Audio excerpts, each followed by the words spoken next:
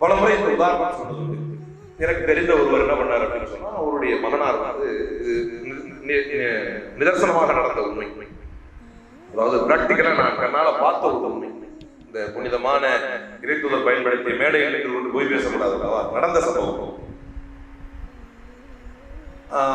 அவருடைய மகன் வந்து ஒரு பெரிய தவறு பண்ணிடுறாரு.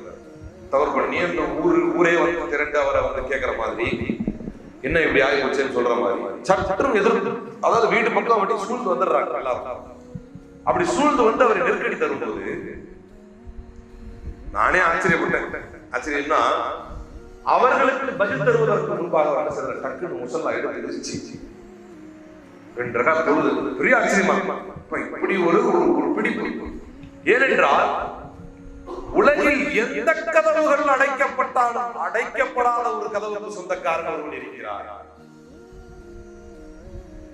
உலகில் எல்லா குரல்களும் பதில் தரப்படாமல் போனாலும் அனைத்து குரல்களுக்கும் பதில் தரக்கூடியவன், கடைசி குரல் வரை பதில் தரக்கூடியவன் ஒருவன் இருக்கிறான். நான் கண்கூடாக பார்த்த ஒரு உண்மை. அப்படி ஒரு தொழுதாரு, அதற்கு பல சங்கடங்கள் லைஃப்ல அதை தொழுதுட்டு, ஆனால் அந்த பிள்ளையாலதான் பிரச்சனை, ஆம்பளை பையன். அந்த பிள்ளை இன்றைக்கு அந்த பிள்ளையுடைய பெயர் போட்டு, அவர் வகிக்கும் பதவி போட்டு, அவர் வீட்டுல அப்படியே ஸ்டிக்கரா ஒட்டி வச்சு புலகாங்கியம் அடைகிறார். நான் பார்க்கிறேன், யோசிக்கிறேன்.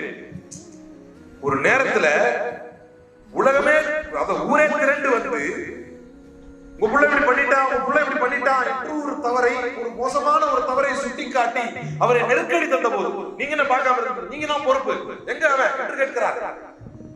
அப்படி கேட்கும் பொழுது உடனே முசல்லாவை விரிச்சு தொழக்கூடிய ஒரு பண்பு இருக்கு இல்லையா, அந்த பண்பு இந்த உள்ளத்திற்கு வர வேண்டும் என்றால், உலகமே நம்மை எதிர்த்து நின்றாலும் ஹஸ்புனல்லாஹ் என்கின்ற எண்ணம் வேண்டும்.